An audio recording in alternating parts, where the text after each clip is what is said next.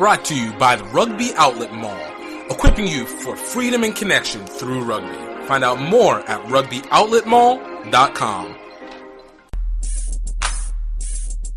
I think the minute I stepped on a practice field for rugby, the calling happened. An 8-year plan to be on the team, and I was in it within 2 years. Don't wait until you are a pro to be a pro, right? Like, I like doing something, stopping and learning from it. Like, it just looked like it was a heavy hit. To give up, it's not up. You know, that's the first time I played like professionally. I'm making rugby money. How can I make money outside of it? And there was two Scottish guys, and they said, "Oh, you're here for the movie." Rugby is a sport where that's often coupled with actually having a good time. He looked at me and he says, "You guys are awesome." Roll rugby, roll rugby, roll rugby, roll rugby, roll rugby. Hey, what's up, everybody? Welcome to another great episode of Roll Rugby. This is the podcast where we talk with people about the opportunities they found and received via rugby. I'm telling you, this is some amazing groups of people, and we got another amazing one coming into you today. Koma Gandy Fischbein, head coach for All Navy Rugby, board member for the Village Lions, and just an overall dope person and a long veteran in the game here in the U.S. From New York to San Diego and back. Like, she is one of the premier women in rugby right now. And she was such a good friend of mine. So, this was an even extra kind of podcast, and you guys are going to be able to be entertained by this all the way through. I'm telling you, like, this is a really good conversation. This was a really good conversation. We really got deep into the winds of what it is to be a coach. We got into it in the administrative stuff when it comes to rugby and what needs to get moved forward to make sure things are going to be able to progress the way they need to within rugby. And of course, just being able to get the background and understanding of where Koma has been to where she is now and how much that has impacted her rugby view. I hope you guys are ready to get some gems dropped because we got some gems dropping for you in this one today. But before we get to that, definitely want to send a big congratulations to SX10 for winning the World Rugby 10 Series, first one ever. Big shout out to them. That's a team that had my guy Connor Wallace-Sims on it, and then dudes like Cecil Africa, who was one of the reasons why I got into rugby, and another resident dreadhead. And then, of course, Colin Gijera, who is one of the top Kenyan rugby players. And, big ups to that team beating Ohio Aviators 21-14, which Ohio Aviators, another one that has a bunch of my guys, namely like Matt Houston, my guy out there, and that was a great game. Come from behind win, exciting. It went down on Saturday, man. Saturday was a wild day overall. Elections went through, and shout out to HBCU alumni. Kamala Harris winning for first black woman, Asian in the executive office for the United States in the presidency, so the national executive office. So, shout out to the HBCU people. Got to do it for my HBCU Rugby Classic folk. This was a wild Saturday all the way around, man. And I don't know. I don't know if there's ever a feeling of relief. Like, in one hand, like, I love that we've had this series of rugby and that is coming, and now we're getting ready to amp up for 2021 rugby year. And I'm going to say rugby year because we got the Olympics, we got the Women's Rugby World Cup again, and we're just going to be hitting through the Premier Super League, MLR comes back. Like, we're coming in hard going into it. It's just, I don't know, it's just exciting, man. It's just exciting to know what is to come. And even for us, we got so many things about to come. At the end of this week, we got a major announcement.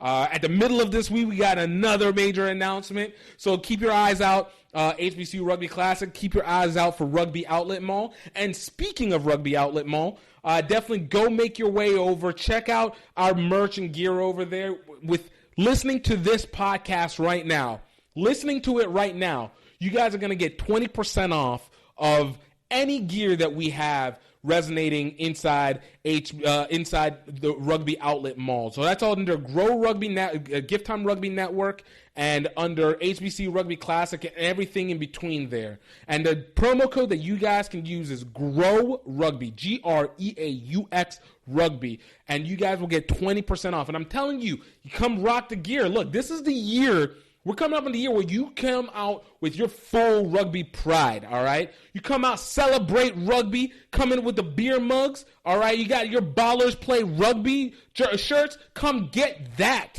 Show them what you're about, all right? When you go to the games, let them know we a baller out here. Yo, if you're not playing rugby, you're not a baller out here. Or even get our classic HBCU Rugby Classics, represent, celebrate. We're going to be doing it big. Yo, it's going to be real, and then you can bring it out to the HBCU Rugby Classic when it comes, and you guys come rock it out with the rest of us, man. But it's going to be good. This is going to be good. And also, look, guys, in the meantime, while you guys are about to go get that, go check out our Instagram page, Grow Rugby Podcast. Go ahead and like it, share it.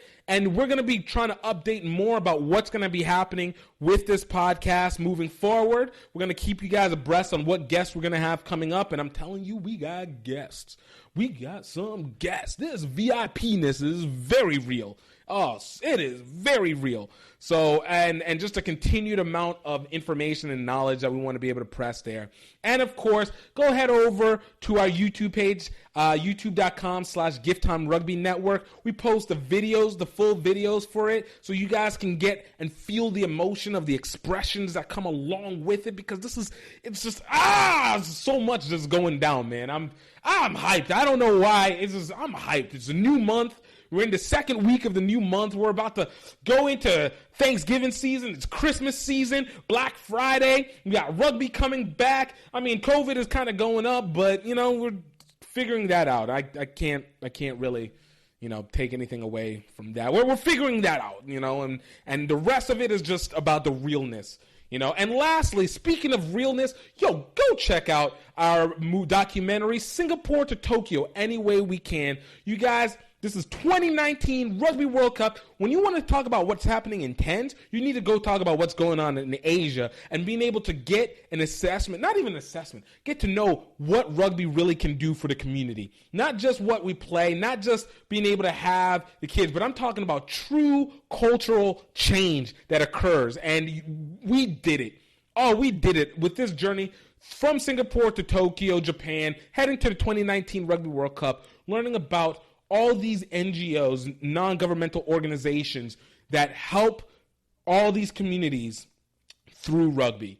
Don't want to miss it. You guys can check it out at redearthfilms.vhx.tv. That is redearthfilms.vhx.tv. $17, 7 episodes, 20 minutes per episode. You're not going to want to put it down one iota. I'm telling you, it's just legit. Like, you got to get in on this one. So, guys, I hope you guys are ready for another great one.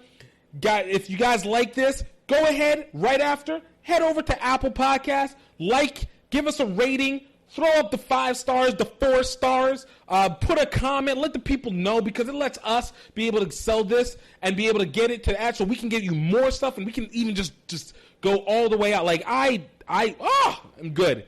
Anyways, without further ado, guys, check this out. Koma Gandy Fischbein, head rugby coach, my friend, and just an interesting, dope-ass person.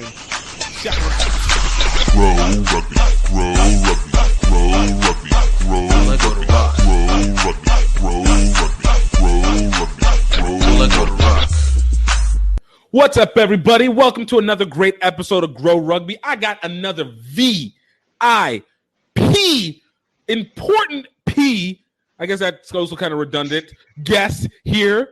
My friend, but also the great Koma Gandy Fischbein, All Navy Rugby, Village Lions, just a groundbreaker altogether. Koma, I appreciate you coming through. I appreciate you having me. It's been fun. We've known each other for a while. It's been, I think, almost 6 years now, 5-6 years now. Mm-hmm. And You know, I remember we did one interview before, and it was great. And the only thing that sucked about it was that Skype sucked, and it recorded none of my voice and all of you. I didn't realize that. So I basically had these great answers. Say what? It was just me kind of answering questions that a ghost is asking me. Basically, it was just like, yeah, and you know, and I was like, I don't remember any of the questions that I asked, but these answers are amazing. And I literally almost thought about trying to like go back in and re-record it and like do another cut piece, but it was it just didn't have the same feel, you know. So we're gonna do this again, but now we got more to add into it, and obviously there is even more story that you've had since, what was that, 3 years ago? I'm acting like I don't know. It was 3 years ago. That was a long time ago. Hey, look, the time catches us, you know? Yeah. Time just rolls. Mm-hmm. So, Koma, I'm gonna ask, you know, you've been in this game for a while, but I want to go through and start from the beginning. How did you become a part of rugby? Oof. So it was a fall day in 1993. So I actually started my athletic career in college as a soccer player. I was playing. I was part of the Harvard women's varsity program for a couple of years, and a friend of mine was literally on her way to rugby practice, which I didn't know she was on her way to rugby practice. And I said, "Oh, where are you going?" She says, "I'm on my way to rugby practice." I said, "Oh, rugby." And I had heard of that because my dad went, he did his undergrad and some post-bac work in New Zealand. So he had told me about the game called rugby, but I had never experienced it. So I was intrigued, and I went to a practice, and I pretty much fell in love with it from that day onward, and wound up leaving the soccer program, joining the rugby program, and that's the love affair that began what feels like a million years ago when I had a lower body fat percentage and knees that were original, not sort of post-market, but not the Darth Vader knees now. Exactly. Thank you, Hospital for Special Surgery, for all the great work you've done on my right knee. But yeah, that's when it started. And I played in college. Then I played after college for a number of different clubs, like Beantown RFC out of Boston when I was stationed in Newport, Rhode Island. Then I was with the San Diego Surfers when I was out there, came back to the East Coast with Washington, D.C. Furies, and then unretired, played my last 5 years of rugby with New York Rugby Club. Then I really retired and transitioned into coaching. And I was fortunate enough to be able to coach with New York Rugby Club with their 7s and 15s program, and then moved over to the Village Lions with their men's 7s, and if not for COVID, men's 15s program.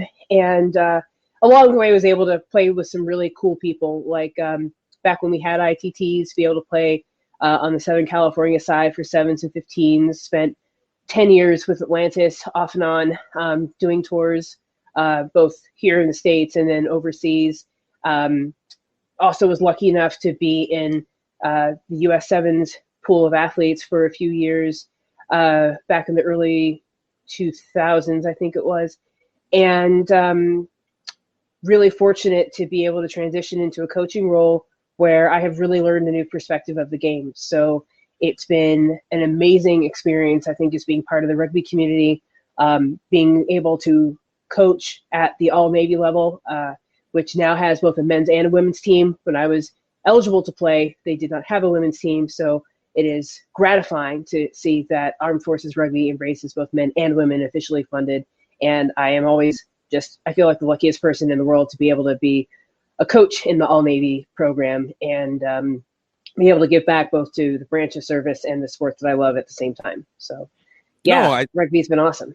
Man, I mean, look, and it's been a journey. And look, I always say the best part about it is being able to understand the history. The second best is being able to experience it, because you've been able to have, because of that, the length of your experience, you've been able to see so much. Now, we always talk about transition and how rugby has evolved over time, but can you kind of give an example a little bit? And even starting, because even with, I laugh because I feel like the Harvard people all have the same kind of start, by the way. Like, I talked to Cheta Emba about this, and it's always, I was going to soccer practice, and then there was rugby, and then all of a sudden I was like, I like rugby. And I'm like, Harvard soccer, I'm going to need you guys to either hold your athletes down a little bit stronger, or Harvard rugby, you keep poaching. Poach all. Yeah, the more Cheta Embas we can poach, the better. But don't tell the Harvard varsity soccer program I said that. In fact, strike that from the record. We didn't say that. It's nothing. No. Shh. All under wraps. Absolutely nobody will know this ever. It's not a public forum whatsoever. Not a public forum. No. No. But you've had this opportunity to see it, and look. Outside of the factor of, obviously, there wasn't a whole lot of women's rugby that happened in the 90s and such, but even more so, can you kind of describe exactly what the environment was like for women in these early stages? Because I think it's sometimes, I don't think it's ever forgotten that there's still development, but I think it's sometimes forget how recent everything is in terms of the development.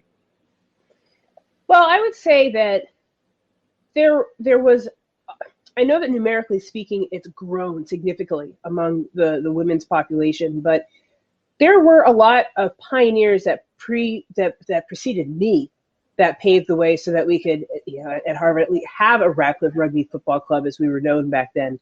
And we have, because I'm still connected to that program as the chair of their friends group, it is really interesting to stitch together the history of Radcliffe Rugby and the current incarnation of rugby at Harvard for women, which is varsity, fully funded and fully recognized varsity sport, to connect those decades and just reminisce about some of the things that we experienced. I think that I was fortunate to be in a rugby community where there were club rugby players that we could look to as role models. There were members of Beantown's team that were part of the 1991 World Cup team. So we had access to excellence, and we from Radcliffe, you stuck around in the Boston area, you just sort of fed into Beantown, and that was my first club rugby experience.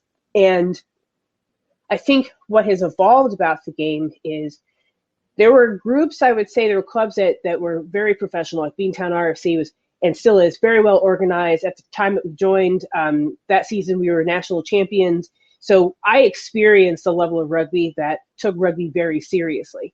And I know that depending upon where you are, you may have access to coaches, you may not. You may have access to facilities, you may not. And I think that with the evolution of and the growth of rugby in the women's community, there's been a recognition and I would say a groundswell of everybody bringing up their level of play and everybody having access to resources to grow their own individual games and be able to participate in bigger rugby communities where they can learn, where they can sort of get access to different bodies of knowledge, and also recognize that we don't always have to look to the men for support, that we can grow our own coaches, that we can grow our own support staff. I mean, oddly enough, I went from Beantown women's team to San Diego women's team to Washington, D.C. women's team to New York Rugby Club, which has a men's team and a women's team and a youth team. Until I got to New York, it was the first time I'd ever seen somebody wearing a jacket that looked like mine. That was a dude. You're talking about like in general public standpoint. Well, yeah, because I'd never been part of a women's team that was part of an organization that had men's and women's teams under the same umbrella. Right. So it was interesting for me to just see how a club with multiple teams operated after being with teams that were women run and women led for so long. And what I've seen how the game evolves is I think when I started playing in the mid 90s, there were, I would say, men who were supporters and there were men who were detractors. And I can remember some of the sadly hateful things that were said to me when I identified myself as a member of the women's rugby community, in terms of whether or not I should be playing rugby, whether or not rugby was suitable for me, whether or not women, the standard of women's rugby was something that they were interested in. And what I've seen is a growth of sort of mutual respect for the game mutual support for the game, and a recognition that rugby is for everybody, not just, we talk about different body types, but it's not just for men, not just for women, not just for rich people, not just for, and it is for everybody. And actually living that through the ways that clubs operate in their communities, the ways that they give back, the ways that they present themselves. And I think that is a very good thing. I mean, we still have some ways to go with some controversies that have shown up at World Rugby, USA Rugby, with respect to women's inclusion in the game, especially with the ban that World Rugby wants to put in place against trans women, whereas USA Rugby has articulated that women are women, trans women, cis women, we are women, we will play rugby. So we still have a ways to go, but it's definitely come a long way since those early days in 1993. Yeah, actually, there's earlier days before me. So let me not disrespect my rugby grandmas and mas that put forth the effort to give me the opportunity to play. Well, even for them, you're talking about a different set of challenges that came along that got stacked on top of a new set of challenges that got opened up when you solved one. And it almost seems, which I think is always natural, is as you solve one set of problems, of issues, because you solve them, or because you come to some solution with them, it does set open a new box of it, simply because of the fact that nuancing becomes much more, much wider as you get into the depth of it. So like how we're talking about the situation with World Rugby and trans. Now, we've had trans women playing for years, but I think that there was the issue of how are we dealing with women? And now we're starting to see, like you said, more intentional inclusion of women into the game in a mainstream way, in terms of rugby at least. And now it opens up the next door of, okay, now we're going to deal with the trans women stuff, because we've got to find a way to keep narrowing it. And as we even enter into that one, I feel like it's going to end up another set of nuances that come along the way. But I think ultimately we should expect that there is solutions, and obviously we're seeing that in this new era of civil rights within the sport. Yeah, and I think part of it is recognizing that when people join your club, people join your team, they're coming with a lived set of experiences. And that doesn't stop when they put on their boots for training and then they leave it behind and then they pick it up, in the sense that, yes, when we get to training, it's an environment where we're all focused on learning, we're all focused on preparing for the next competition, sharpening our skills, learning about what we want to do, what our goals are as a team. But we are all a set of our lived experiences, and the only way that teams go stronger is by representing and recognizing and embracing those differences. Because if you have somebody who feels like they're left out in the cold, whether it's because of their socioeconomic status, their religion, their race, their sexual orientation, that person's not going to be able to give 100%. And if you're in a space where you're not having or creating an environment where everybody can give their 100%, you're never going to be as successful a team as if you do. So for when I see certain people say, oh, there's no room for politics in rugby, let's all just keep it happy, ha ha ha. Well, yeah, there's a reason why we play rugby, because we love the sport, but we also recognize that everybody is coming with their lived experiences, and recognizing that everyone's lived experience is going to be different. And some people are having challenges, and some people need a space where they can be their authentic selves, only strengthens the team and the club. So I'm sure this is an uncomfortable space for some people to recognize that maybe they have their own unconscious biases. We all have unconscious biases. I'm not a big fan of somebody if they tell me they're a Dallas Cowboys fan, but I'll get over it. But I know these are hard ones. You're a Giants fan, by the way, though. Ooh! I can't believe you said that. Philadelphia Eagles, please. Oh, so not much better, right? I forgot. Yeah, no, not much better anyway. So wait a second. Hold on, I can't hear you. The static.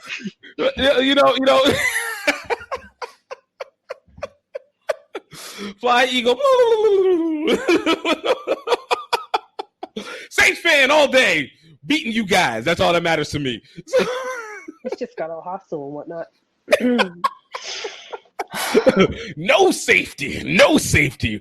We get risque out here. No.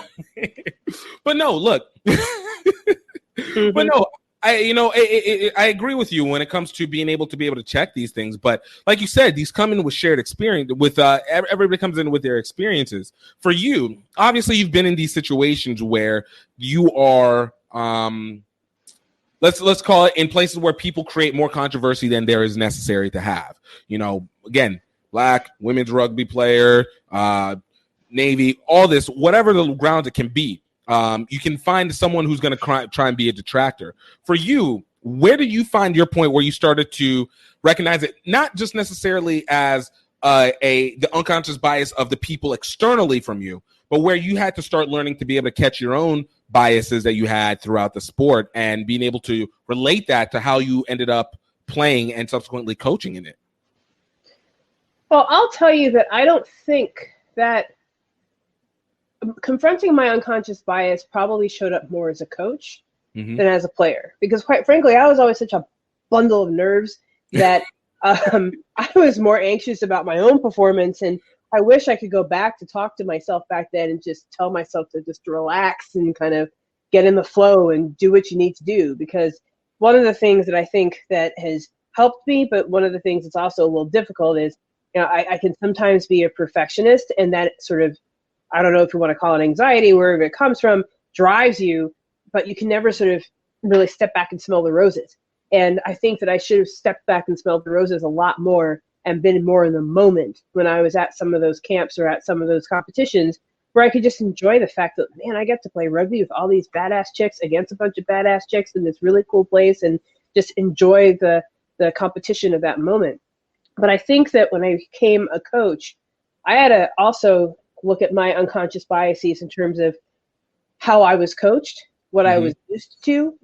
Is that the right way to go about things in this game versus how I might have been coached X number of years ago? When I look at people, am I evaluating them based upon my perception of what their ability is? Or am I giving them an opportunity to show me what type of rugby player they are? Do I bias towards people who are vocal, people who are too quiet? Or is there such a thing as too quiet? Maybe they're quiet when they're in other activities, but on the field they have a dominance and a command that kind of belies the fact that they might not be the chattiest person at team dinner. Right. So a lot of those unconscious biases, I really had to learn the hard way to dismantle them. And there's also, just because somebody did well in one circumstance doesn't mean they'll do well in another circumstance. So really thinking about those issues and really trying to do my best to use as objective of a criteria as I can, so that I'm trying to fairly evaluate, look at, analyze things with a lens that recognizes that I might have an unconscious bias, but then what do I do with it? And I think the worst thing that we can do is say, oh, I don't have any unconscious bias. That's impossible. Right. We all do. And again, maybe it's not a bias against, it could be a bias for. Maybe somebody comes to my club from insert level club. Oh, they must be really good. Oh, they graduated from such and such a program. Oh, they must be really great. Well, they could be really great, or they could be really not. So you have to really, I think, work on looking at each athlete as an individual and seeing what their individual strengths and weaknesses are, and then how do you make all the strengths and weaknesses sort of come together in a way that creates a better sum of the parts. But I think a lot of it for me was when I became a coach and stepped back from playing and could divorce myself from my playing persona, which is hard when you're transitioning into coaching. It's very hard to divorce yourself to who you were as a player. Pardon? I said that's what you end up mirroring into your coaching initially, because that's what you know at first and how you perceive the game. Right.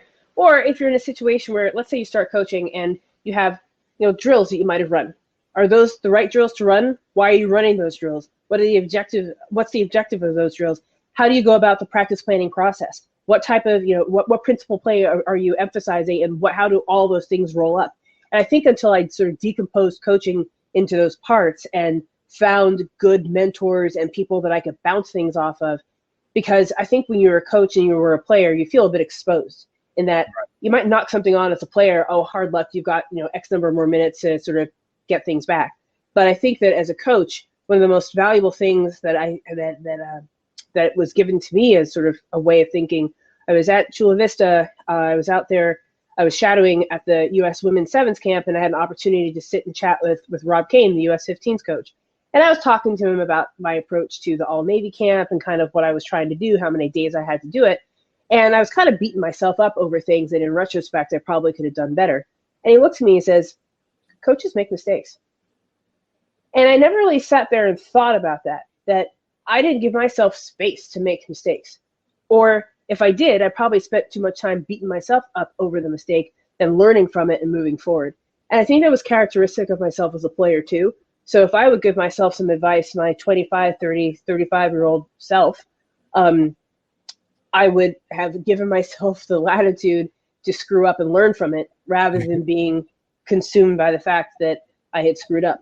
So I think that helped me be a little bit less hard on myself and find ways to experiment in ways that hopefully made the teams that I coach better and be a little bit vulnerable to my players to say, I'm not going to get it right, but I'm going to do my best to get it better. No, I think that makes a lot of sense. And, I feel like even in life, this is one of those things that we come to learn as going from kids to adults. And I say for most kids, I'll say, because not everyone, but there's almost that revelation whenever you find out that your parents are also have been trying to just figure it out along the way. And you think all this time you're going to get to that age and it's all going to make sense. And I know this is a very cliche thought, but it really hits home where you think you're going to get it and the world makes sense in this way, and then you get there and you're like, yo, wait, what's up? Like, this is going to be complete dissection, but it's funny. I started watching this show One-on-One that's on Netflix, right? And I remember when this show came on back in 2001, and I'm 14, 15 at the time, and you're watching, and it feels like it's this dynamic. It's kid and this adult, and he's trying to figure it out. And in my mind, I'm like, oh, man, I can see such a difference, right? I watched it now here on Netflix, and I'm like, wait, this dude is playing as a 33, 34-year-old. I'm like, this man is acting. I'm like, I know what this is at this age. This does not make sense. These key points that they're saying does not make sense anymore. Like, they're not this wise. There's no wise older dad. Like, he's my age. And it opening to that just lets you go back and see how I don't want to use the word manipulated, but how misfigured the perception of the change. And I assume the same thing comes when you come as a player. You're looking at your coach initially as an authority figure who has some level of get, regardless. Even if you think like they might not be perfect, but there's something that they have in set for themselves, and breaking through that. For you, like as you entered into the coaching realm initially, what was your thoughts on coaching as you transitioned from player into actual coach? I think that I had been in a lot of programs that were coach-centric. And I think that I carried that bias into my initial early stages of coaching. And I think that was a mistake because there are ways of being able to solicit and use feedback from your players that are important. And I don't know that I made enough space for that when I started. And I think it's also because when I left playing and went into coaching, I didn't naturally go into a coach education program that would have helped me understand some of those concepts and get comfortable with some of those concepts with, how do you get feedback from players? How do you engage players? How do you make space for them to be able to identify the specific, let's say, elements that you're trying to emphasize? And, some of those things, like just something as simple as understanding when to use a whole part whole versus a part whole, and the importance of planning, the importance of not trying to do too much in a short amount of time. And I think that early coaches, not just me, they have all these ideas, and you never realize how long it's going to take to execute an idea, where you'll plan this practice where everything goes perfectly and the cones magically move into their new spots and the transitions always take a certain amount of time. And then you put it into practice and you get like 60% of the stuff you want to get done. Right. And recognizing that if you only got to have 90 minutes or with your athletes, and all of them are coming probably from school or from jobs, from this and from that you kind of have to leave room for a little bit of uncertainty and you also have to leave room for engagement. And it's better to get a few things done very well than a whole bunch of things done, or attempt a whole bunch of things and only get a fraction of those done. So I think that for me, it would have really been great to have some sort of, I did have people I could reach out to, but I think there's a certain amount of, when you're moving into coaching, you're not going to get everything right. Right. And it's okay. And the best thing you can do is find somebody that you can bounce things off of, so that, again, you may not get it right, but you're going to get better every time. Right. No, I think that's real. So whenever you're doing your planning for it now, is it when you're setting up your practice plan and even for your game plan, do you now look at it as, all right, there are these key points that I want to hit, or do you kind of say, all right, this is everything I want to get out of a practice, but I understand I'm not going to get everything, and just hope for the best with it? Like, how do you go approach with your planning execution, your planning style? Sorry.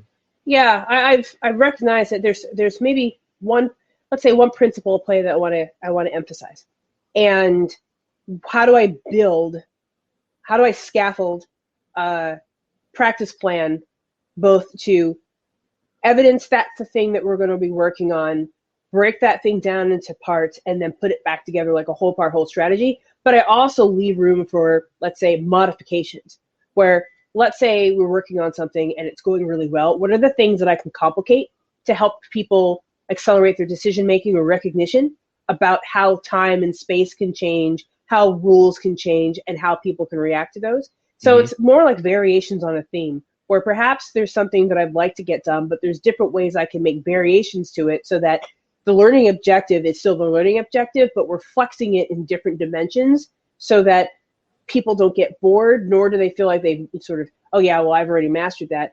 Well, let's see what are the other elements that we can perfect. So for me, it's really going into it with the idea of sort of the basic concepts that we want to cover. What are the things that are going to reinforce those basic concepts? And then what are the things that I can vary or throttle back? It could be a drill is too complicated. What elements can I remove and then put back, so that people's confidence doesn't get sort of, destroyed through it? Because whatever it is a little bit too far. And there's sometimes some drills will work with some groups of people, and with others they just suck. And you have to be willing to say, you know what, I think I'm going to take that out of the repertoire, because for whatever reason, it might have worked with this group of people, but it's not working with that group of people.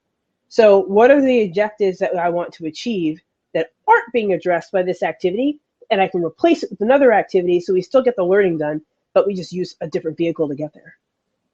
No, that makes perfect sense. And again, it goes back to making sure, understanding who you're dealing with in terms of your team, and then being able to just prioritize, right? Right. And I think also just recognizing that, yes, there are going to be places where you're going to look for drills, but you're not beholden to that drill. If you really understand the why, what's the objective? What is this drill trying to teach? What is this activity trying to teach? You can go modify it. And I think for me, I kind of got locked into that because there's certain things, certain activities that were almost, okay, I know this drill like the back of my hand, but why am I doing it? I'm doing it because somebody taught me, and that's how I used to run it.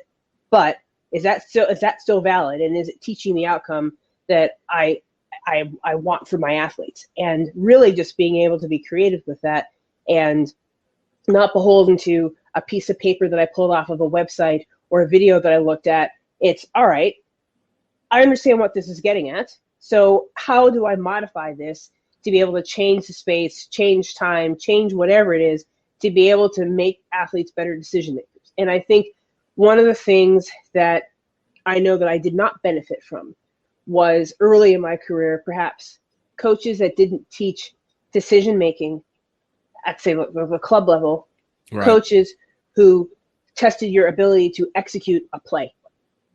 Why are we using this? What did you see that you decided you wanted to call this versus that? What space are you trying to create and preserve? Like those types of questions. I don't think that early in my career, not in college, because I had excellent coaches in college, but I think that depending upon where you wound up, you were either presented with those opportunities to develop that recognition decision-making, or you were rewarded for executing something rather than understanding the why behind what you're executing. And I think that now with the modern game really emphasizing not just, let's take core skills out of it, like catch, pass, tackle, those are table stakes, but creating better decision makers, creating people who can see something, figure out what the best execution, what's the best way of maximizing success, and then being able to create that environment for success. That separates those players that will move on and who can handle different situations, so that when they come up against a strong side or they come up against someone that is evenly matched, they're actually processing what they're seeing versus, well, coach told me to run this in this part of the field. No, here's your toolkit, and we'll figure out when's the best time to apply these tools. But as a coach, I can't plan for every eventuality. I can't plan for every 78th minute. I can't plan for every 49th minute. Right. I think it's about, here are tools, now go out and use them. And then we'll analyze how well we use them, what different decisions we could have made, and then we'll keep refining that over time. But I think that is something that is, unfortunately, not as well understood at the club level, where coaches can feel free to do that with their players and feel empowered to do that. And I think that would be one thing as the evolution of the game moves forward, that coaches have to feel comfortable letting their athletes take chances and learn from those chances. Right. I find it interesting, and even as you break it down, I always wonder, because, when you talk about like how coaches are able to, expecting coaches, especially at the club level, to be able to trust and to be able to have that competency to be willing to allow that to happen. I think a lot of that goes back to the idea of coaching, especially in the States, being overall very voluntary. So a lot of people depend on their prioritization of time on how to handle it. For you, obviously, coaching isn't your primary work. What you do with the Navy has been primary and other stuff, correct? Well, right. Because I'm no longer in the Naval Reserves. I have had a sort of civilian job for quite some time. Sorry. I just happen to be lucky enough to work in educational technology now, where some of these concepts I'm actually now sort of reinforcing in a professional sense. But to your point, when you're a club coach and a coach leaves, then you don't have the luxury of being able to look all over the world to find a new coach. And then how do you support that coach with resources so that they feel empowered to go out there and do the best that they can? Because every coach wants to do the best that they can for their athletes, really. I mean, I hope so. But are we equipping them with the resources to do it and to actually teach and coach the way that the game is now played versus the way the game might have been played when they were in their heyday? Right. And I was going to say, like, for you, what has been some of the things that you've been able to do to be able to continue to study your craft and be able to develop it? Because obviously what you do on the field is one, but that's typically going to be the execution, whether it's on practice field, on the practice pitch, or on the game pitch. But for you, behind the scenes, what do you do, or how much time do you take to read over concepts or check out concepts or seeing game tape or anything like that to be able to add inside your structure a little bit more? I would say for me, I think I've always been a student of the game. So watching games at various levels, whether it's Pro 14, MLR, WPL, it's important to just look at different matches and just be able to understand, why did that happen? Or what was the reason why that happened? And if it was a successful thing, the outcome, great. If it was not successful, then what could have been done differently? I think it's incredibly important to find resources you can trust and people that you can, and I hate to say it probably sounds like a lot of self-help stuff, but people with whom you can be vulnerable and admit when you messed up, or admit that you're having problems with a concept, or, hey, I cannot figure out how to plan this practice. Do you have any resources for me? Or, I was working on this drill and it just flopped. So can you help me figure out what I might have done wrong? Have somebody come out and observe you. I mean, one of the great things that I really enjoyed as part of my rugby education was working on my level 300 with people that I really respected. Like, I got to I knew Nancy Fitz as a player, but I love her as a coach, and being able to talk through certain things about something as simple as how much talking versus how much doing. And as a coach, sometimes you don't realize that words are falling out of your mouth and your athletes are getting cold. So we need to make sure that they stay physically engaged, and thinking about the ratio of your talking to the doing is something that's very basic, but probably something that when you're starting out as a coach, you don't really recognize, because you know what it feels like to stand in a circle, like I'm cramping up, I just want to go out and do my next drill, I'm thirsty, why is the coach talking so long? Then you flip the script and you're the coach and you're like, I really want to get this concept out, I'm going to explain it to the greatest detail, and I'm going to finish my... And all of a sudden you got people who are like, oh my goodness, I feel my hamstrings, they're trying to crawl into my lower back. So it's one of those things where I think as a new coach, you just have to accept the fact, like, you're not going to be perfect. No coach is perfect. It's just impossible. I mean, there's some that are close, like, Razzie Erasmus in the last World Cup. But, it's like you have to, I mean, that was pretty awesome. But, like, you have to recognize that you're going to need resources, you're going to need help, you're going to need to reach out and find opportunities to work with people who will make you better, to ask for help when you need it, and not to be bashful, because the best coaches want to give back. And what we can maybe talk about a little bit later, but I mean, I had the opportunity to spend 2 weeks in Ireland with Connacht Rugby. Oh, we're going to talk about that. Oh my goodness! Send the build up. All right, send the build up. So okay, all right. But you've got to find people that you trust, and people that will help you along the way, and people that are focused on helping you grow. So I had the opportunity to speak with Kamani Davis, like, obviously Kamani with Roots Rugby and everything like that. It's the guy. And we had a great conversation when it came to the usage of community and how important, and a bit missing it has been within the rugby sphere. For you as a coach, part of obviously what you do on the pitch, it matters, but how has it been in trying to be able to develop culture for your teams so that it doesn't just resonate what they do on field, but as a conversation I had with Farah, the identity of the identity of the players, the identity of the team placates into that, and how it affects off field? Yeah, I think that it's got to be deliberate. It's something that, especially now, it's not something that I think cultural issues have been around since the first two people got together and threw around a rugby ball, because people make decisions. I will go to this club versus that club. Why? Well, I fit better here than I do there. Or I feel like I am interested in playing competitive rugby, and that's their culture. This group is, I enjoy social rugby, that's their culture, things like that. But then it gets a little bit deeper.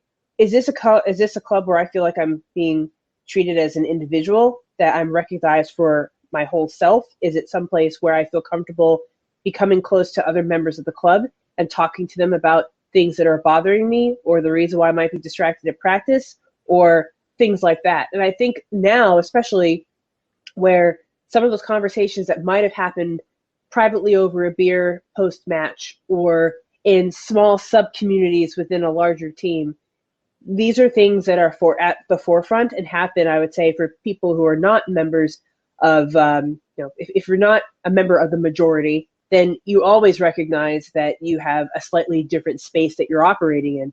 But I think the change in administration has really brought to light some of those fissures that maybe have been hidden, and now they're there in the open and they're needing to be discussed. And especially in a rugby club where people volunteer to spend their time. I mean, granted, we pay dues and whatnot to keep the lights on, the pitches rented, and things like that. But at the end of the day, we're there because we love the sport. We want to spend time with people who love the sport.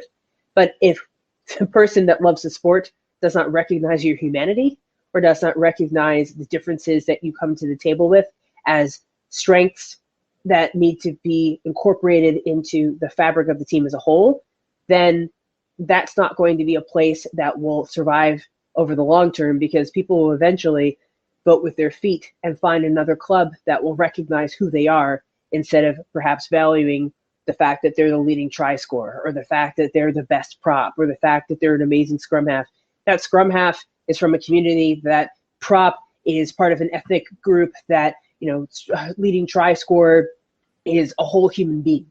And I think the more that we recognize that, the stronger our clubs will be. And especially with the national dialogue shifting towards more, I'd say, open and painful discussion about some of these issues and inequities that have been affecting different communities. I think the more that we can make rugby a place that is inclusive, the more we will get a community sense within those rugby clubs and make people feel welcome no matter where they are on their life journeys. No, I can feel that. But, again, like you said, it does depend on being able to recognize that. But I also wonder if there is already an intentional act of what you want to have come out. So, like, for example, for your team, for whether it is with the All Navy team, whether it is with Roots or whoever you coach, like, what are the elements of the players that you like to make sure you have, athleticism aside, what's the characteristics that you like to have?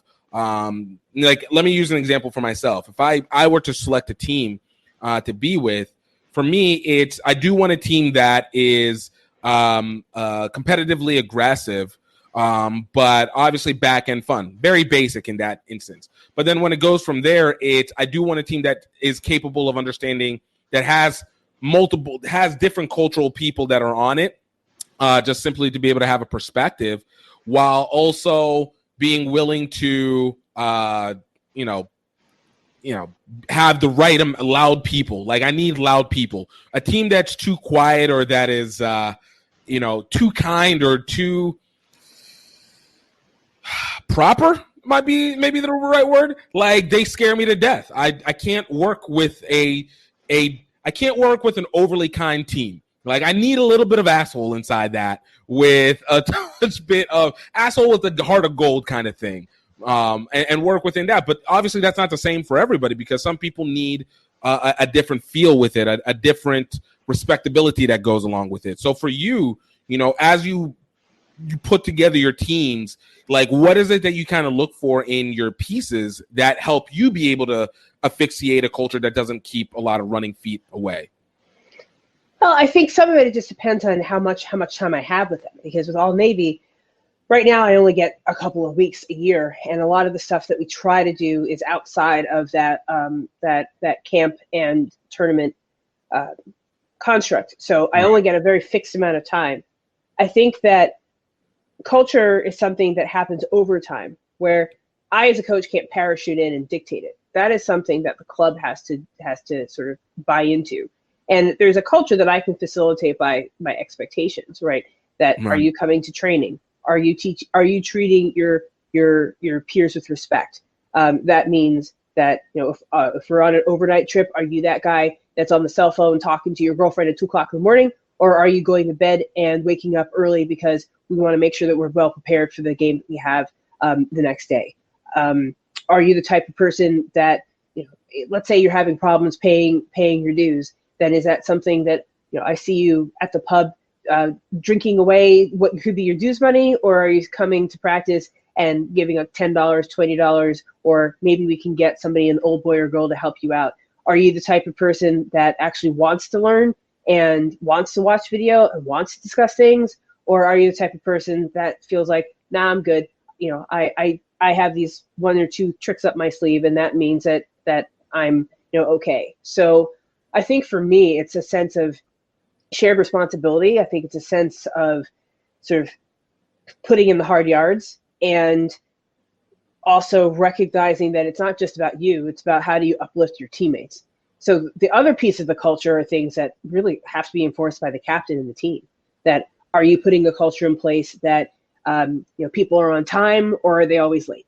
Are you putting in a culture where, are you hustling to pick up cones because you want to help out people, or you just leave them and somebody else gets to take them up? Are you the type of person that makes sure they bring a jug of water for your friend in case somebody drops it off, or are you always coming with your water bottle asking for stuff? So I think those are some of the things that, quite frankly, the team has to kind of enforce, like standards of behavior and levels of conduct. I can obviously have my own ideas of what I would like to see in a team, But if the team and the coach or team leadership of the coach are not on the same wavelength, then that's a recipe for disaster. Right. Because I can no more impose myself than and create something that's not something that is ready to be embraced and sort of carried by the club as their culture, then they would be able to come in and tell me, oh, coach, it's not so bad. If nobody shows up on Tuesday or Thursday, we just want to play on Saturday. Maybe there are teams like that, but that's not my culture. So it's got to be a two-way street. It's got to be communication. Otherwise, you got a gap in expectations, and then bad things happen in terms of misunderstandings and goals that just don't get met. No, that makes perfect sense. And I like that. And that, because again, I know a lot of people would start to try and get it confused and be like, look, we just have to have this narrow brush, especially if you're become very unsure about what you want or about making things difficult for another. People can find themselves actually narrowing themselves out of a culture in the attempt to try and narrow in what they want to be able to get from it. But I like the way that you put it, where it's like you at least give expectations, but you give it room to be able to, for people to be able to fill in the blanks as they need be. And obviously, like you said, over the period of time, it establishes itself.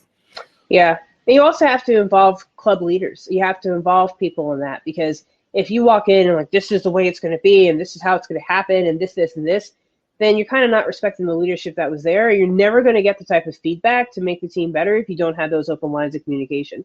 Because at some point you might have a situation where it's, hey, coach, so-and-so feels like you're really crapping on them, and they're having a hard time. And it could be, oh, you had no idea you were doing that. And being able to meet that player where they are. Maybe they're having a rough time at work. Maybe there's something happening in their family. Maybe there's some other non-rugby related issue why they're not present. And you got to figure that out. But if you don't have that two-way communication, you'll never know. That player would go off feeling isolated. I mean, I even had a situation when I was coaching the USA All-Stars, where a player came to me and felt like they were being pigeonholed, and because of the position that I was playing this athlete in. And I kind of explained to, well, that was not my intention. So, I apologize for making that person feel that way, and explain where I was coming from in terms of the positional needs, the things that I wanted to see, and sort of where I would like to see that person perform over the weekend. And I think we got to a better place. But had I not been able to get that feedback, then that person would have walked away from that experience feeling like they didn't get out of it what they wanted to put into it. No, I that makes perfect. I like that. I like that a lot. And look, one thing I always like to mention, and it kind of adds into it, is about stylization, and obviously the stylization of how you go about the games, whether it's again on field or off field. One thing that's always I always like to talk about is whenever you're establishing this style of rugby that is resonant for people in the States, but the fact that we still are trying to utilize and still learn how to make sure we're properly, skillfully learning the game. You obviously had the opportunity to go to Ireland and deal with Connacht. See how I brought it up? I told you, building up. We're building up. And so, you had the opportunity of going to Connacht and learning under them for 2 weeks. For you, obviously, you've had this breadth of experience leading into it between player and coaching. And it wasn't like you didn't know coaching, but ending up over there, what was the motivation that you had initially to be able to go do this program? Well, part of it was I always want to get the best resources that I can for the teams that I'm coaching and give myself a continuum of learning so that I'm always perfecting. I'm always driving. I'm always trying to be the best coach that I can be. And it was set up through our director of rugby at the Village Lions, Dr. John Greeley, who was able to establish relationships there. And I sent them my rugby resume, and they welcomed me there for 2 weeks. So off I went to Ireland, and from the day that I set foot in the sports ground at Connacht, it was like someone had just taken the prescription of my rugby glasses and just changed it. So it's like I could see rugby, but coming back from Connacht, I could see it more clearly. That's the best way that I can explain it. And the fact that everything was an open book. in terms of being able to see the academy, have access to and talk to the coaches of the academy about how do they train the next group of athletes that will be stepping into the shoes to represent Connacht at the senior level. And then many of those, actually 6 that are in the current Connacht squad, have now been selected to represent Ireland.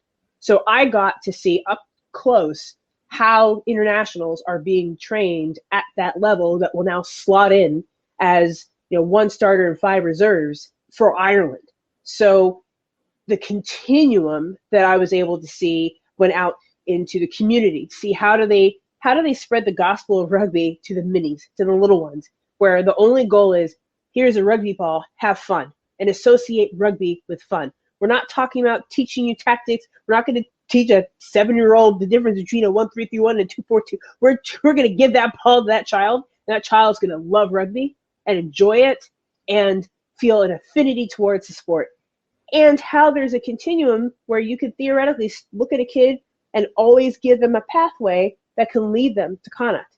Right. And the fact that it is so unified and clear and transparent, because I spent 1 week with the academy and then another week with the professional team, and then the day that the professional team was off during the week, I was out with the community, folks, with them, looking at how they teach their 12, their 13, their 15, their 16-year-olds, how they help coaches, how they actually have somebody there mentoring coaches and not stepping in to say, oh, that's not how you do it, but giving them gentle feedback so that they've gained the confidence to become better coaches. Well, let me tell you, we were like, it was raining sideways. They didn't tell me that it rained all the time in Ireland. I should have brought everything waterproof that I had, but it was raining sideways.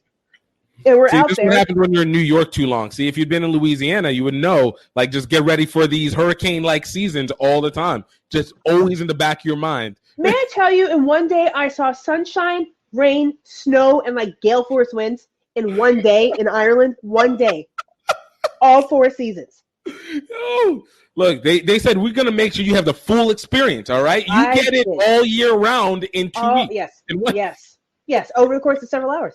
But I'm like, what is going on here? But the thing is, it was just being able to see that continuum of development, how everybody works together, and more importantly, how there's mutual respect across the aspects of the game.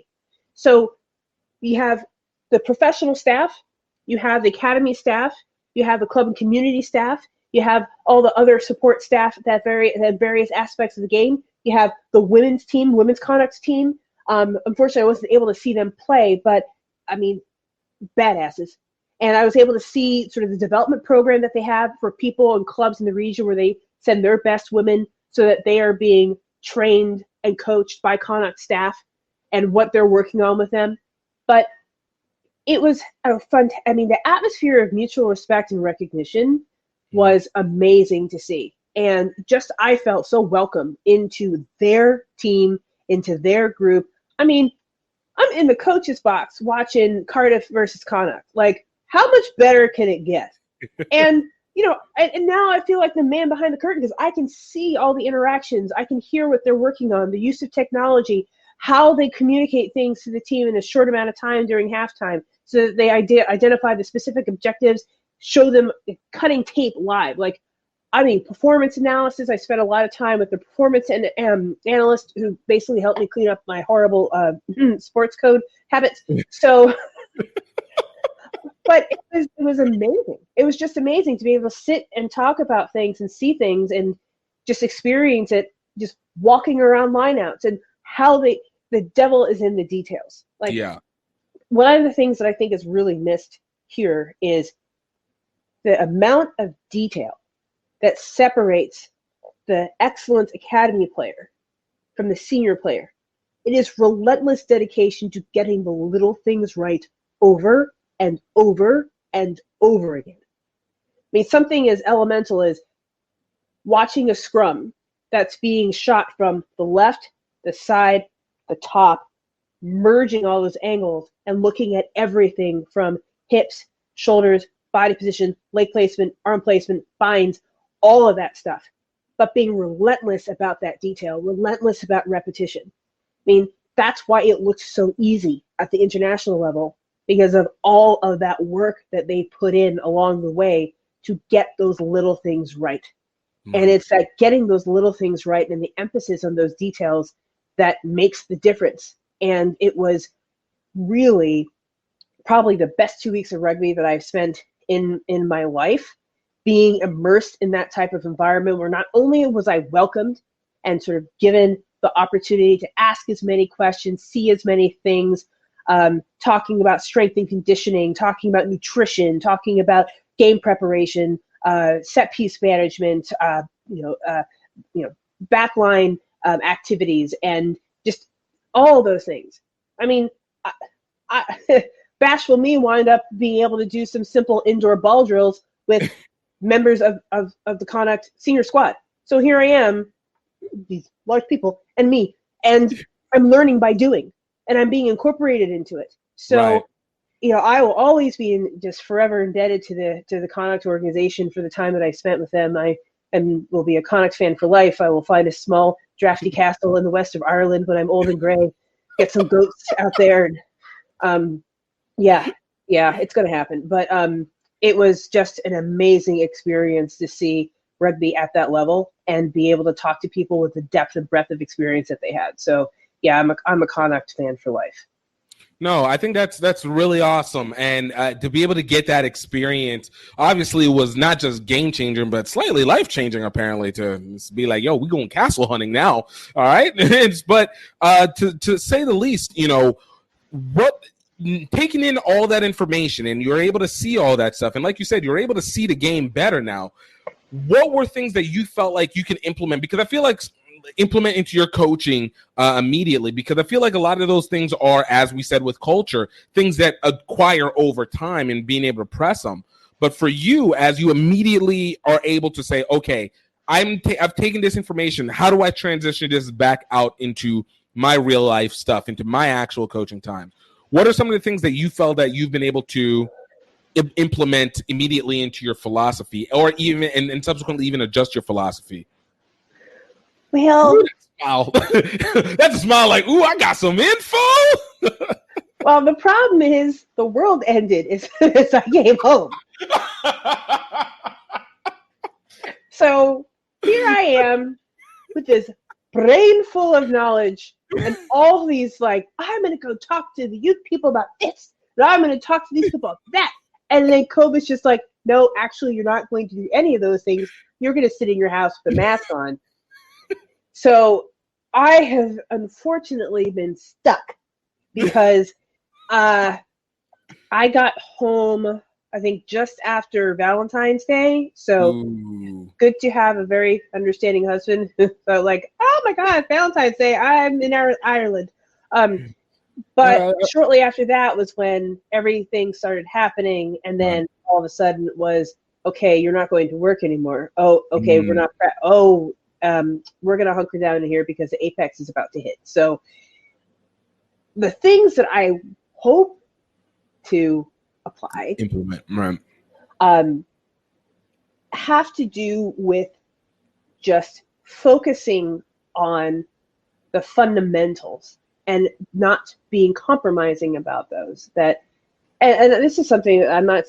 Look, I am guilty of it myself. I am guilty of thinking too far ahead in terms of not focusing on the fact that, hey, the catch pass is an elemental part of rugby, and making sure that you work on your catch pass. And obviously that's something that when I went out to spend time at the Sevens camp with Mike Friday a few years ago, one of the things I brought back, I said, if the USA Sevens team can spend every practice working on their catch pass, you can spend time every practice working on your catch pass. Because these are folks that are playing for all the stakes, right? They're in the HSBC 7 series. They're gunning for Olympic berth. They're doing all this stuff, and they're working on those things. You need to work on those things. And I think one of the things that I definitely brought back was really the sort of singularity of purpose, that there are things that are uncompromising that you need to be able to master at every level of the game. And they don't change, but the level of mastery will change. The expectation will change as you become more senior, as you accelerate your journey from, let's say, being in the, let's say a broader pool to being part of an academy to actually gunning for a spot on that senior roster. And I think that we get caught up in trying to emulate things that we see without recognizing that the reason why that looks so easy is because they spend so much time on the fundamentals. And understanding that, a lot of us come to rugby late, relatively. Right. Places where kids are playing rugby at 5, 6, 7 years old means that they have a familiarity with this oval-shaped ball far earlier than something like me, who came to it at 19. Right. So in terms of my training age, I'm already starting out in a 19-year-old here picking up the rugby ball for the first time is not a 19-year-old in Ireland picking up the rugby ball, because that 19-year-old has probably been in and around the sport and playing it since they were 5, 6, 7, 8 years old. Right. So recognizing that for us, that, hey, it's all well and good that we have this brilliant, all these lovely backline plays that do all kinds of different things and all these forward plays that do these different things. But you have to focus on the fundamentals and you have to get those right. And again, you're never going to have a perfect game. There's never going to be a game. There's never a knock. There's never not a penalty. I mean, that would be horribly boring. But really recognizing that all those issues, all those things that you should be working on, no matter how big you get, no matter how far along you get, there's fundamentals that you have to master, and you have to keep on trying to master them. And I think that's one of the fundamental elements. I mean, when you walk around the Connacht compound, they're just these phrases that just focus on sort of the pride of being part of the organization, the work effort, just putting in the hard yards to be the best player that they can be. And I think that for us, from whatever club level, from whatever collegiate level, the fundamentals, you can't escape them. You can't dress them up in plays. You can't dress them up in tricks. Like, you have to focus on those fundamentals, and the expectations for your execution of those fundamentals should change as you get more senior, get more experience, but you can't abandon them. No, I think that is very, very accurate. And you can, and it kind of leads to what I was asking about even before. On top of that, is establishing style, because you can't establish a style unless you have your fundamentals set for you. But with that being said, we still see stylization. So, even with those fundamentals, we see a difference between Northern Hemisphere rugby and Southern Hemisphere rugby, difference between Ireland versus England in their style of play. When you were watching a team like Connacht, how are you seeing those fundamentals essentially get adjusted into a type of play function, a type of play pattern style? Well, I think part of it also comes down to knowing your roster and knowing your athletes and what other individual. Everyone's going to have superpowers and everyone's going to have work-ons, and being able to leverage those superpowers within a construct that basically assumes that table stakes, everyone's going to be at a certain level with those fundamentals. So the speed that they were able to sort of move the ball is faster, obviously, than what you would see perhaps in a U.S. domestic competition, because they are used to a certain level, a certain cadence of play. So, I mean, a few weeks ago, I was looking at the Connacht Eagles, which is their sort of academy side against, I think it was Munster A, and how they, and I would say how they adapt their own style really comes down to, in my opinion, knowing the strengths and weaknesses of their players, establishing that fundamental level, but saying, we're going to be the type of team that's going to put people on their heels. So we're not going to spend a lot of time, let's say, we're going to try and make sure that we, let's say, move their forwards around as much as possible. We're going to run a pattern that emphasizes, a 1-3-3-1 type of offensive strategy in open play, so that we feel comfortable that we're able to create those opportunities, and understanding why you're using a 1-3-3-1. And I think that for folks who are looking to emulate styles of play, first you have to make sure that you've got the fundamental solid. Second, you have to understand why you're applying something. And then third, you have to understand, once you created that space, how to get the ball into it as fast as possible. Right. And being able to just overhear those discussions about kind of why they're selecting a particular type of play, what type of back moves they're using, what type of strengths that they might have in their centers. Because I don't know if you spend a lot of time watching Ireland, but Connacht has a center who's basically like a freight train, and his name is Bundyaki. And when he gets the ball, he is a crashing center. He has got a lot of other wonderful qualities, but when he gets he's the battering ram. Yes, and you're going to you're going to get past that gain line. It's going to take multiple people to get him down, which obviously means you're creating space somewhere else. Right. And understanding if you have a battering ram type of center, maybe that's something that you can do. But is that person also capable of retaining possession when they get into contact such that you can take advantage of the space that's being created? Or is that a fundamental that needs to be worked on? Because if we're using an offensive strategy and we're expecting a lot of contact, are we able to preserve possession in contact? And if we can't, why? And if we can't, then what are the things that we can do in training to emphasize those individual skills to maximize our retention of ball in contact if that's the type of style that we're going to play? So those are some of the things that obviously at that level, it's reinforced, it's expected. The more senior you get, the more you're expected to have those skills and be able to deploy them.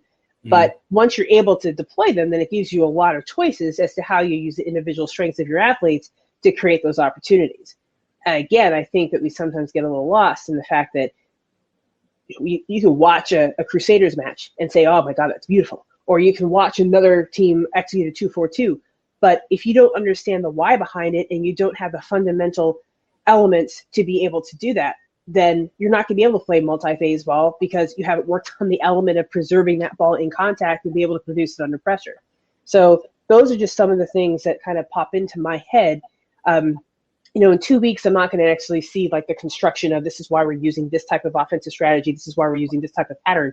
Right. But the relentless attention to the details of the fundamentals are what give teams at that level of flexibility to be able to do things based upon the, I would say, superpowers of their athletes to maximize their chances of being able to do certain things at that level, at that pace, and at that level of fitness. So, yeah, I mean, those are some of the things that, of course, when you come back to the States, you're going to have to adjust those because not everybody on your team is going to have that same experience. They're going to have different training ages. They're going to have different strengths and weaknesses, but you can't give up the fundamentals. You have to be relentless about that because those are the things that over the course of an 80-minute match are going to give you a higher probability of landing in the win column versus you make all this fantastic momentum and then somebody loses in contact, turnover ball, and all of a sudden you're standing in your own end goal saying, geez, what happened? No, not like this ever happened to me before. But right. Hypothetically, what? Hypothetically speaking. No, that's really real. It basically, if you don't have your foundation, if your foundation is strong, the type of bricks that you use is not going to be as significant. But if that foundation is weak, doesn't matter what you got, just something's going to fall apart, and you can still end up breaking it all down from there. Mm-hmm. No, I like it. No, that's real. So kind of winding it down a little bit. As we start to find ourselves out of obviously this COVID situation, and you're finding yourself. We got to let the people have something to come back to, all right? We got to want to bring you back, part 2. This is what we do, all right? We set the base. We're setting the foundation. I'm telling you, I got asked about playing from Ireland, and all of a sudden, everything started to button up. I was like, you must be kidding me. But you know what it means? So I have to assume that now you took all this time to be able to, you're able to watch game. Well, I guess the games that you could watch that were live and new, and then able to see some old stuff. And now you're seeing things in a little bit much more of a wider scope. So you're able to take a little bit more mental reps. I'm assuming this is what was happening during this time of not having mental reps. Lots of mental reps. Lots of them. It's a John McCain effect, all right? You take enough, and then you're going to win your golf tournament. Or in this case, whatever rugby that ends up getting played in 2021. So, but, for you now, how much do you feel like you can take this information and not just use it for yourself, but hope to be able to replicate this for other future coaches?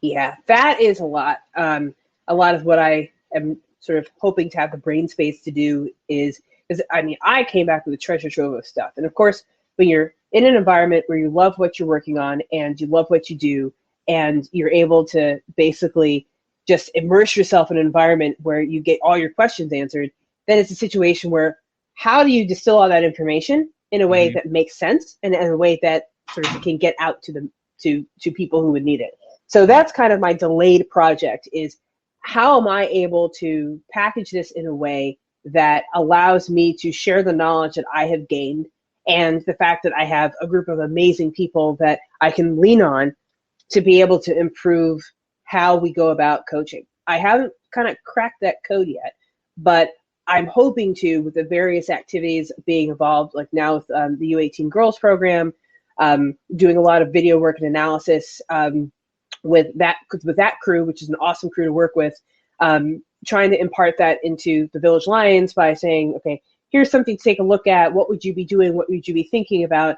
But I do have a lot that I brought back that I'm very enthusiastic about sharing.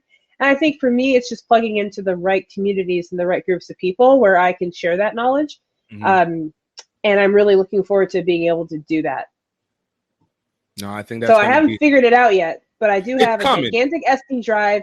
I've got a whole bunch of notes. I've got stuff that they've sent me, because one of the things that I found wonderful just about being at Connacht is they're about sharing their knowledge and making other folks better. And right. I feel like I would be doing them a disservice if I went over there for 2 weeks, kept all this stuff in my head. Like my job is to come back and use that and hopefully make the groups that I can work with better because of the knowledge that they were good enough to share with me. No, that's real. That's real. Koma, where can they find you at? They can find me on the Twitter. I'm Gandy Coach. They can find me on the Instagram. I'm Gandy Coach there too. Yeah, I'm on the Facebook as well at Koma Gandy Fischbein. So all of those are the social media. I know that the young people love the social medias, but yeah, that's where I refuse to get on TikTok. I'm not doing that TikTok thing. I'm going to put on my house coat and my slippers and, my rugby grandma, auntie, whatever you want to call it. I'm not getting on TikTok. I'll put my glasses down on my nose like this. I'm not getting on TikTok. Look, all I'm just going to say is, it took you some time to get onto the other social medias. Don't knock TikTok until the right time. Don't knock it. You say no now, but then watch. You're going to be... But I'm Generation X. You have to pull me very slowly into the social medias. There you go. Yeah. And one day I'll actually start posting regularly on Instagram. I know you're on me for that. Step-by-step process. Exactly. At least I'm there. All right, Koma, man, thank you so much. I really appreciate this. I'm glad that the recording works for both sides this time, and there was even more to be able to build on from that, because the future is obviously so wide, and where you're going to take it is going to be incredible. So yeah, I have to start looking for that property in the west of Ireland with enough room for a couple of goats, small, nondescript castle. Maybe a little drafty. I'll bring blankets. I feel there's plenty of rundown castles to be able to work off of. Even if you got to do a little bit of a rebuild job, it might be just at its last 3 or 4 bricks. But if it was a castle, it still counts. All right. Okay. Even if I call it a castle, whatever it is, they'll be my castle. Look, it's on them to fight you about it. All right. Perception is reality. Yeah, and it's like, who's this strange American with the goats trying to squat in this castle? Oh. All right, Koma. Thank you so much. Thank you. It's a pleasure. Yo, gotta give it up. Koma, thank you so much for coming through. That was great. I learned something. I hope you guys learned something from it. And just overall, just a look to what we can be able to do moving forward. I hope you guys were able to take some gems out of it. And of course, she's not the only dope guest that we had. We had Amelia Luciano last week. We had